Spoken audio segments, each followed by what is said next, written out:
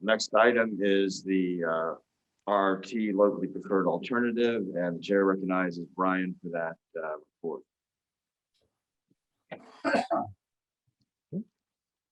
So we are at an important milestone in the regional rapid transit study, which is the selection of the locally preferred alternative. Chris, if you go to the next slide.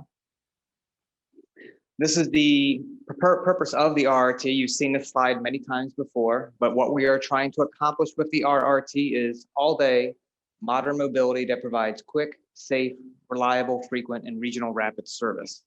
Next slide.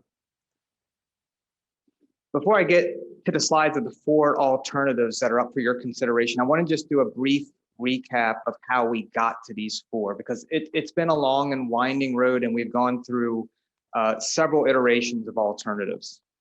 We first sought approval of the locally preferred alternative back in January, and the 3 alternatives that we presented at the time were: first, there was a baseline express bus in mixed traffic alternative. That was the first one.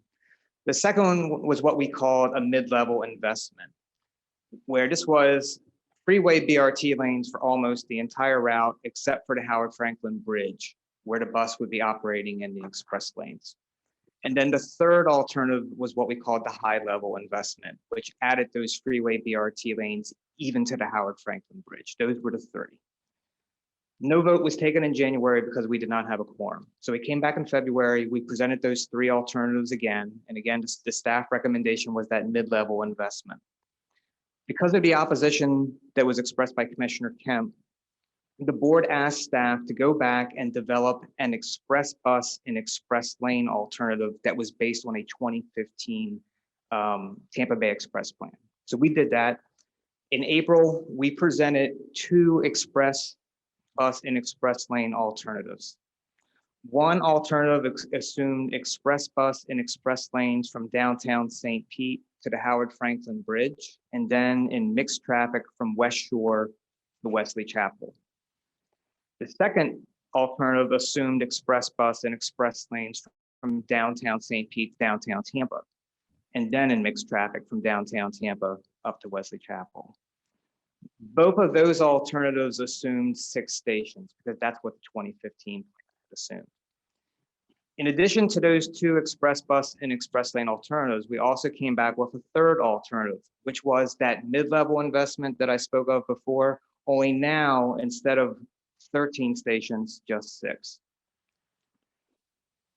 The board did not take action on the LPA in April, but instead they asked us to go back and look at 2 more alternatives. And they also asked staff to meet with Commissioner Kemp and come up with an alternative that would be acceptable to Hillsborough County. So we did all of that. In May, we came back with the 4 alternatives. Chris, if you could advance to the next slide, that you see here.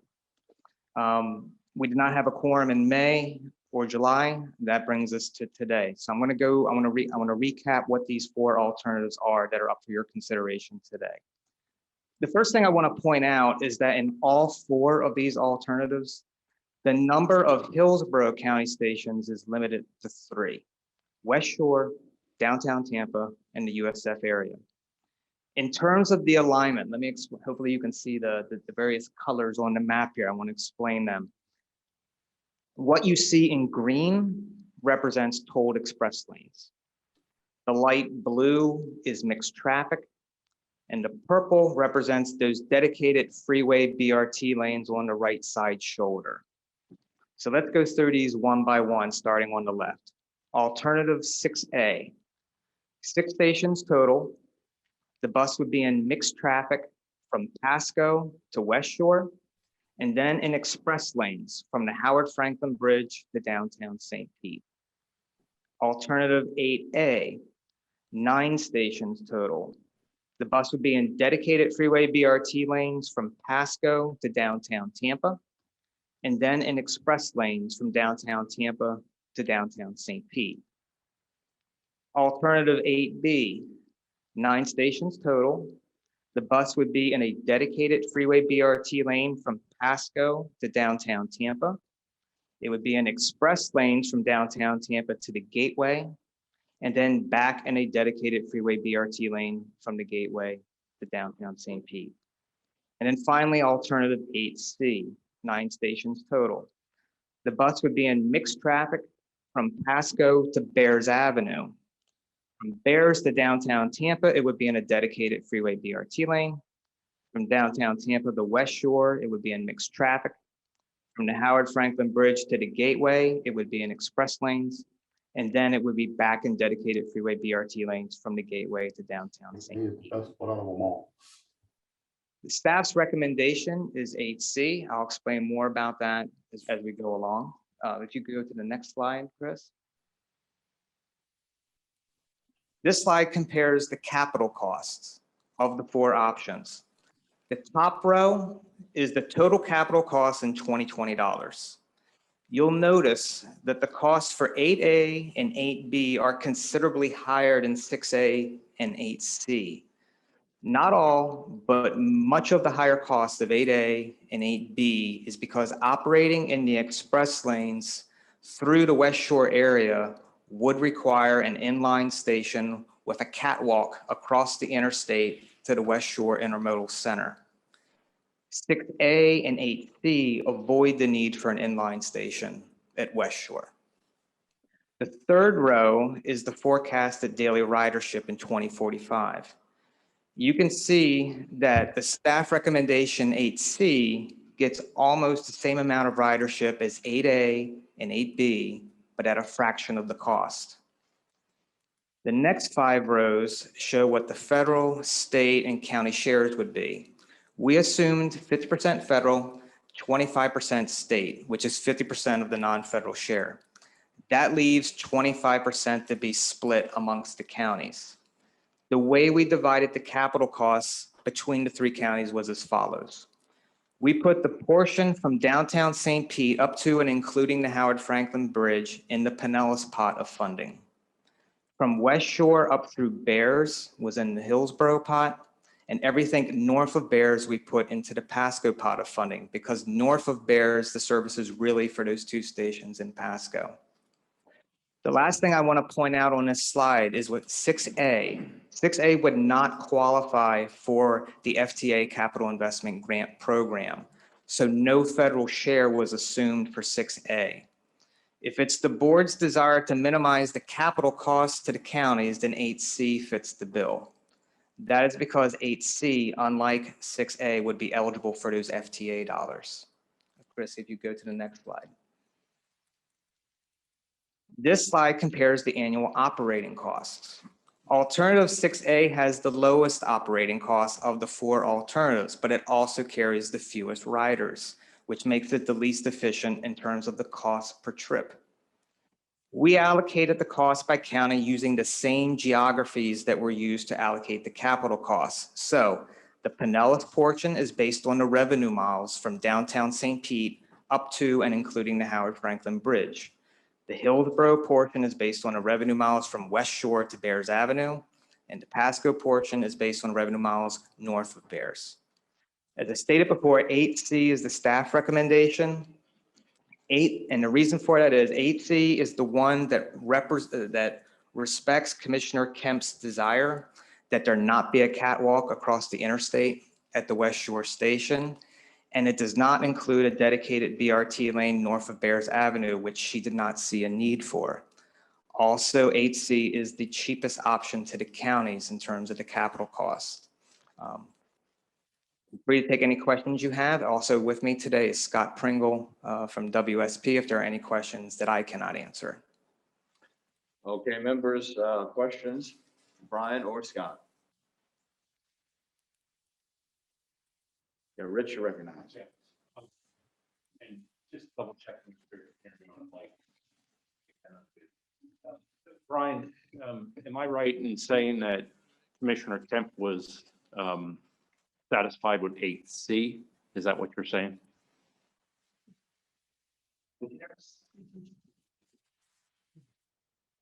Express it in so many words, but she did not. We presented those options to her, and she did not express any objection to 8C. Okay. And the reason I asked that question is because, as we know, Hillsborough has had the most concerns on Yes. the RRT and like and reasonably so too, don't get me wrong. And so I just wanted to make sure we were going down the right path Yeah. again to get what I would call buy-in from Yeah. Hillsborough County. When we met with her, she was very grateful for us meeting for a one-on-one and giving her the presentation. She did say, like, I'm very appreciative that you've taken the effort to address my concerns. I cannot say, though, that she came right out and said, 8C is the one that I support. Okay. And excuse me, and I'm not trying to put anybody on the spot here, but if I could hear from Secretary Gwynn and your thoughts, and you can tell me no, but I'd like to get your thoughts. And then after that, Mayor, if I could ask your thoughts also. Thank you.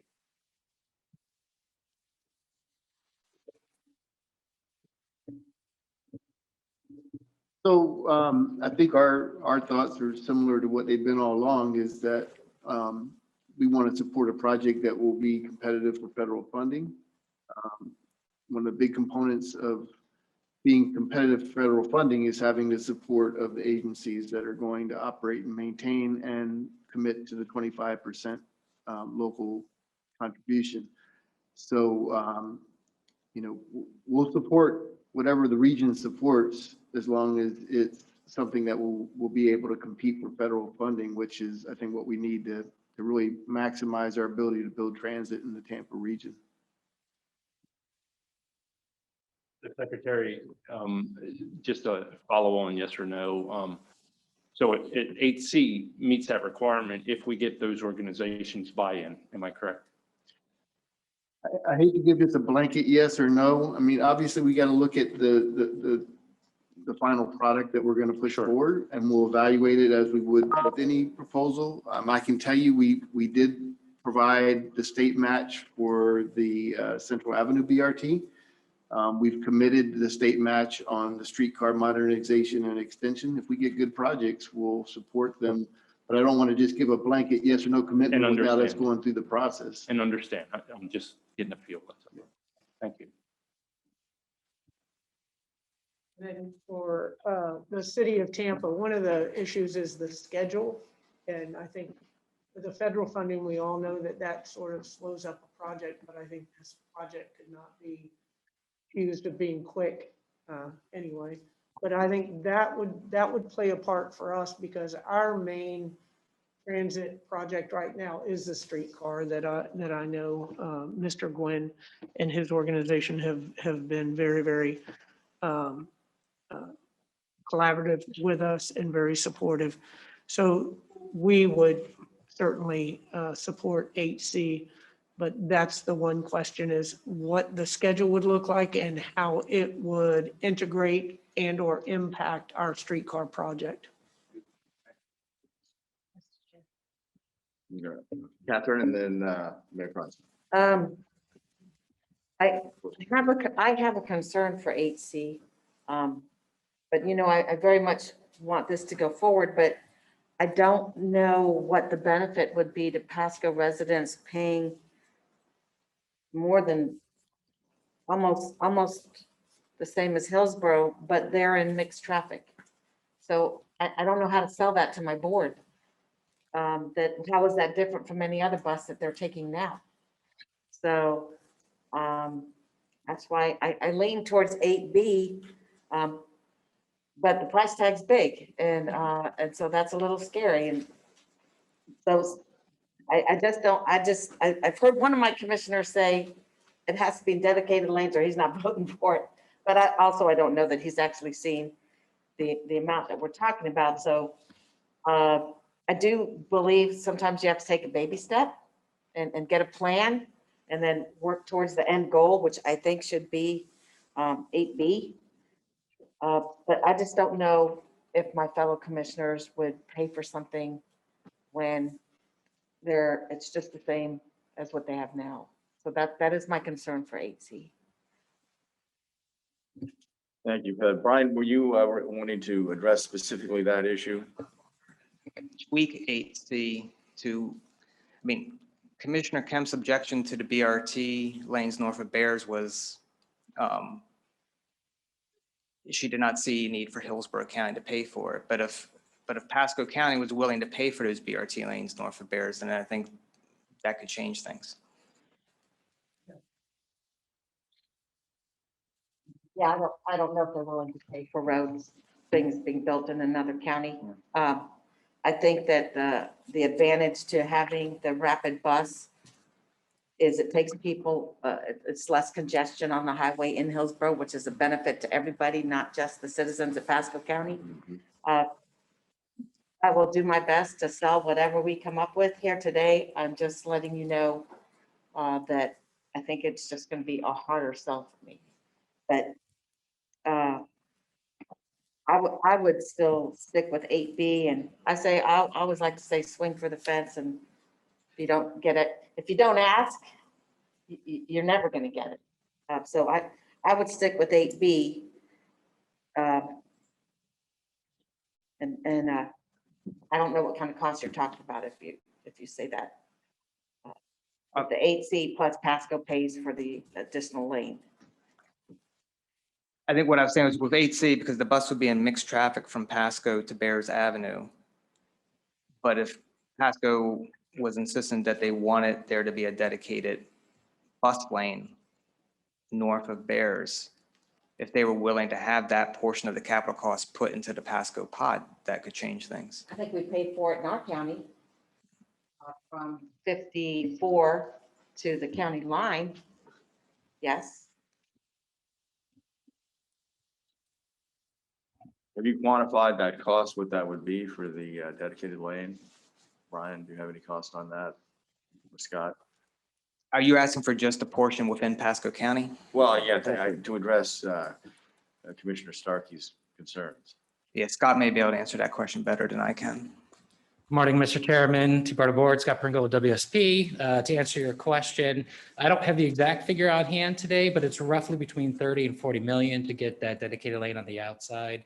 The big difference between 8A, 8B, and 8C is working with State Route 60 interchange to get out of the express lanes, get that station built, and do the infrastructure to egress and ingress out of the express. If I may, Mr. Chair, to answer the mayor's question as far as timing, this project is intrinsically tied to the TB Next program. So we have to follow the phases related to that program.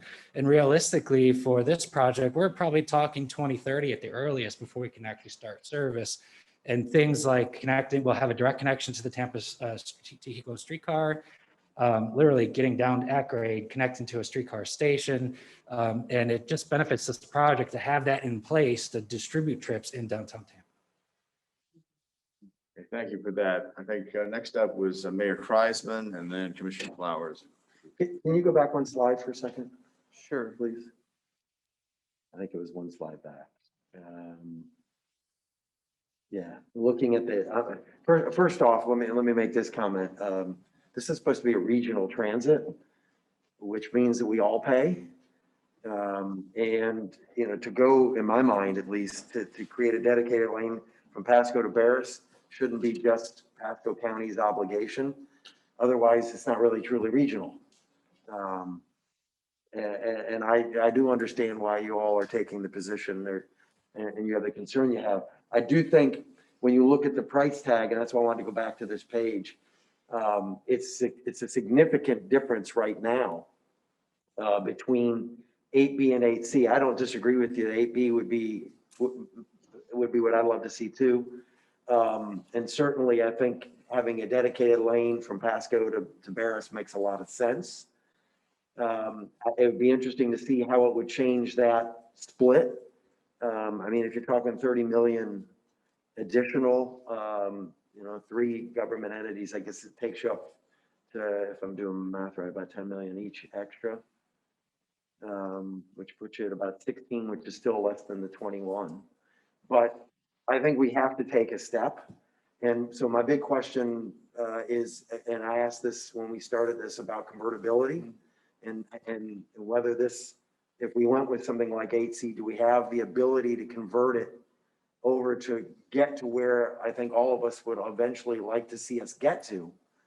But at least it gives us that momentum where we're taking that step. Almost reminds me of the ferry where we started with seasonal with the intention of showing it success, building ridership to where it makes it a lot easier to justify then going to a different service that is full-time and multiple boats. This in my mind is the same thing. Let's get moving with something. And then as long as it's convertible, then we can start converting it over to where we want to see it get to. Do you want to? Yeah, to answer your question, Mayor Kreisman, I think we discussed this in that April timeframe. That's the wonderful thing about this partnership that we have with Secretary Gwynn and District 7 is the fact that in the TB Next program, they've got the space we need to run the service, and they're already doing things on the infrastructure side to harden it to allow us to run the service. So it's easily convertible. The biggest cost item for this project in terms of convertibility would be doing dedicated lanes between West Shore and downtown Tampa, because that's all on the project. Because that's where operating the median, we got to bring in the fill, we got to deal with the structures. So that part, it's doable, but that's where the price tag. Thank you. Commissioner Flowers, you had a question as well. The only thing I wanted to point out that's changed a little bit, You could hit your button there. just for information more than anything. So, we as we build segments of Tampa Bay Next, we're building in accommodations for a future system like this. And we recently let a project on I-275 essentially from just north of the downtown interchange to north of Hillsborough Avenue, where we will be constructing as an incidental cost to us in our project, the accommodations for this. But over our request not to, at the Hillsborough TPO tip hearing in June, they voted to remove any improvements from Hillsborough Avenue north up to Bears from the priority list. So at some point that would have to be added back in order for us to be able to do that. What would the logistics of that be and how much time would that?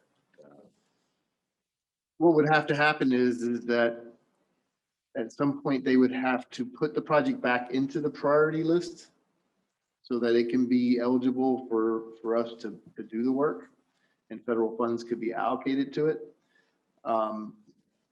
Otherwise, if the improvements were to be built without a project that we're building, then it would be a cost to the project. If it's built incidental to our project, then it can be absorbed into our project. So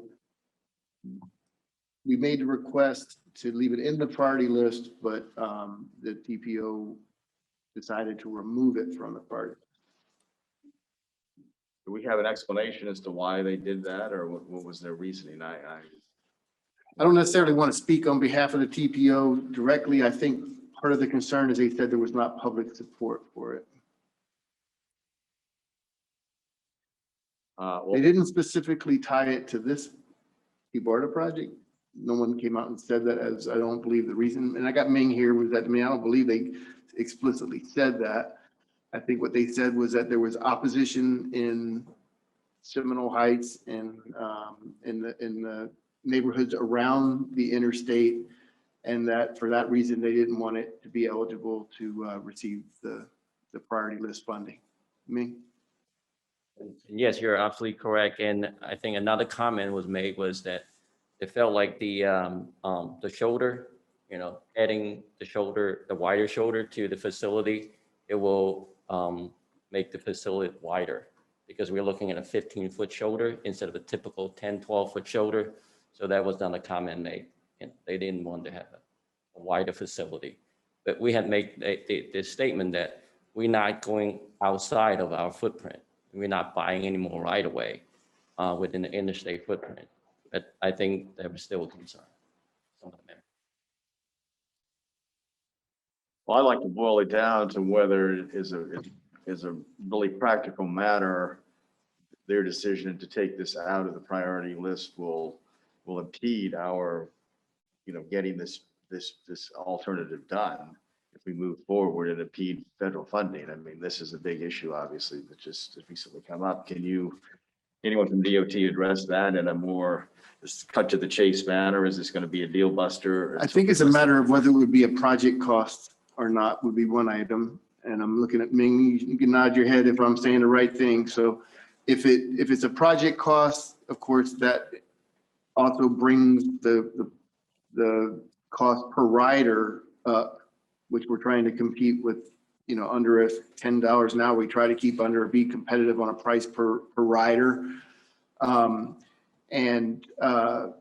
It is a CIS facility, so if we came up with a need to widen at some point, theoretically, the department could elect to do the project.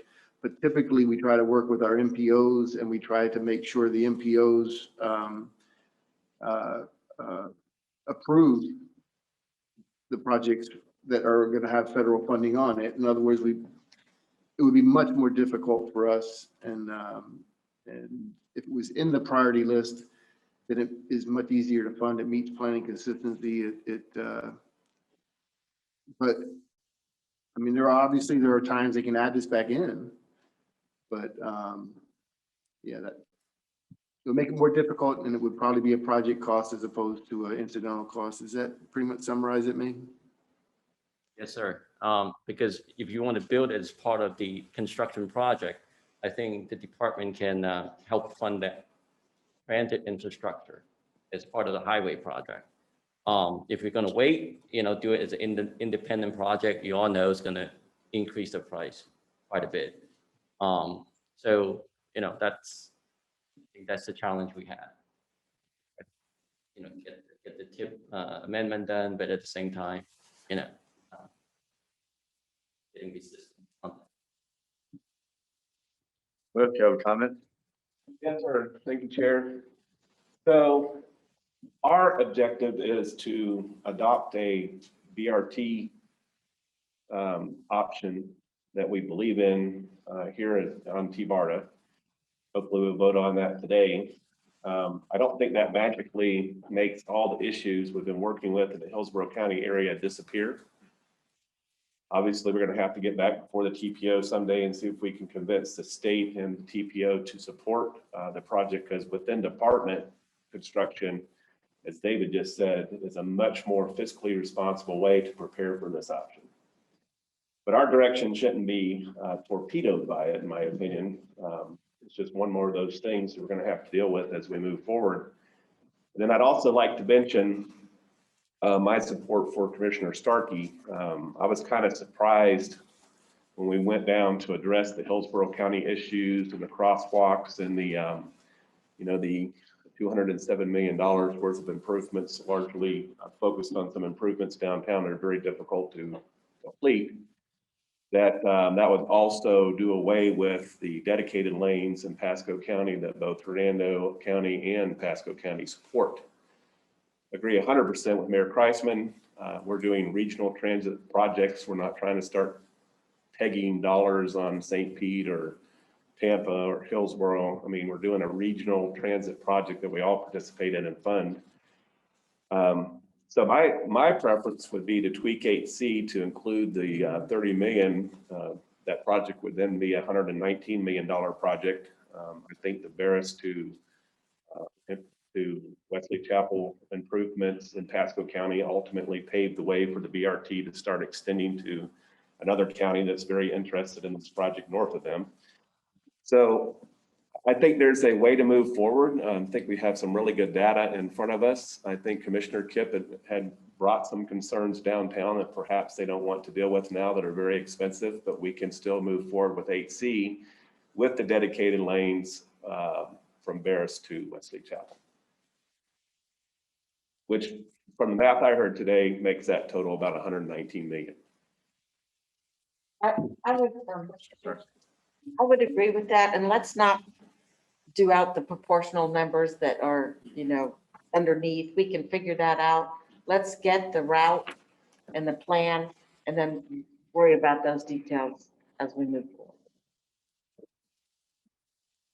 Members, other comments? I'll add to that my suggestion that I think 8C probably is the best choice we have on the table now. It's not the most desirable choice that we can have, but hopefully we can add to it and build upon it once we get this thing going. That's usually what happens. There are change orders in government. many things that evolve as time goes forward, but I think this is the first step that we have the best chance of getting everyone on board with. It would be the modified 8C or the original 8C. AT with dedicated beer, dedicated route through. We could call it 8C, HC, what? And we benefit from the same. 8B? HC, little one or something. HC mod. I would like to see the dedicated lanes from Barris to Wesley Chapel remain. Yeah. And I think, that's another section where where the department's helping us. I mean, there's a lot of pluses to continuing to move forward with the department in such a good mood. And I think that's what makes this plan affordable. I could make that a motion. That would be appropriate at this And time. I will second that motion. Okay, for the clarity, can you restate the motion? Did you get your copy? I would prefer to support alternate 8C with the addition that the dedicated lanes from Barrett's Avenue to Wesley Chapel remain in the project. I'll let- Okay, in that, and you were proposing also the adoption of that as our preferred choice. Yes. Okay, there's been a motion, a second, any discussion? Oh, No, I'm fine. Did you get your opportunity? did you want to speak in discussion to this? Okay, so we have a vote. I think Ming wants to say. Yeah, Meng, you're recognized for discussion Thank you, comments. Chair. I just want to make sure that, the motion is clear, is to direct staff to move forward, with AC plus a shoulder The West. between Bears and Pasco. I mean, and 56. Yes. Yes. Because, since we have a quorum here, I just want to make sure that staff and consultant team, the clear direction, what they develop, because we've been looking at this for a very long time. And I just want to make sure that Scott has clear direction on what to move forward with. Because we've been spending a lot of time and money on this thing, and we just want to have something to move forward. I think you brought us everything we need today to make a decision, so thank you. And you guys are clear on that? Yes. Scott and Brian. Brian, you're To recognized. jump in here, because since Ming used the term bus shoulder, and I want to make sure we're all clear on terms here. Because when I hear the term bus shoulder, in my mind, I'm thinking of what PSTA is doing right now, where the shoulder is just a bypass lane when traffic speeds drop below 35 miles per hour. That is not the same as the freeway BRT lane, where the bus would be in that lane all the time. And that's a little wider. That's the 15-foot hardened shoulder. So I want to be clear on what are we talking about with north of Bears Avenue? Are we talking just bustle and shoulder, like in Pinellas County, where it's just a bypass lane? Or do you want the dedicated freeway BRT lane north of Bears Avenue, where the bus would be in it all the time? The report, I believe, was dedicated, but maybe. That is what was in the, when I went through these alternatives, when I say dedicated freeway BRT lane, That's and the then $30 million and option. those sections in the purple, that's the dedicated freeway BRT. $30 million? lane. Dedicated. Yeah, so that's my motion. Okay. Is that the same thing? Brian, I think it comes down to operating concept, right? So you can build infrastructure, put it in place, say, it is a 15-foot shoulder. But at the end of the day, it's operating concept that we have to develop. It's part of the next step to develop the project. To see, does it make sense to have the bus run on the shoulder full time, within that segment? Or, you can do it when it's, when the main line speed drop under 35. Or would that preclude us from, getting federal funds if you don't run it full time? So all that, Scott will look at it, from a technical standpoint and look at eligibility criteria. I'm sorry, Mr. Chair. Right. There may be a time where, it becomes apparent to y'all that they should come in and out of traffic because currently the congestion's not there to need to ride the lane. But the lane needs to be designed and built with the 15 hard lane capabilities to allow you to make that decision without coming in and out by being forced from the infrastructure being substandard. That's how I think. Correct. So everyone's clear on exactly what the motion is then. Okay, I will call the question. We've gone back to motion in a second. Any further questions or discussions? Yes, oh yes, is there any public comment for this question? Okay, thank you for that. That being heard, motion second, any further discussion? Jennifer, call the roll. Jim Holton, Yes. Cliff Manuel, Yes.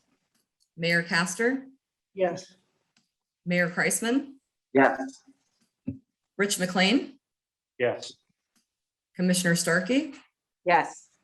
Commissioner Flowers. Yes. Okay, congratulations. This motion has passed 7-0. Wonderful. Good job. Yeah, Rich, you're recognized. First, I just want to thank everybody for what I think was a fantastic conversation here. We've gone through this many times, and this one involved all of us. If you look around, everybody jumped on this and gave us their perspective, from Pinellas to Hillsborough, Pasco, even the staff and FDOT was in here talking this issue. Regional rapid transportation or just regional transportation is something we desperately need in this area here. So I'm happy we had this conversation. That was part of my drawing some folks in at the very beginning, so we can just nail this down and move forward. So hopefully, Ming, Secretary, you've got a good idea of what we're trying to do now, the staff does now, and so we can move forward and just hopefully everything works out well. But thank you again for a great, great conversation. Much appreciated. Thanks for those comments, Rich. Appreciate it.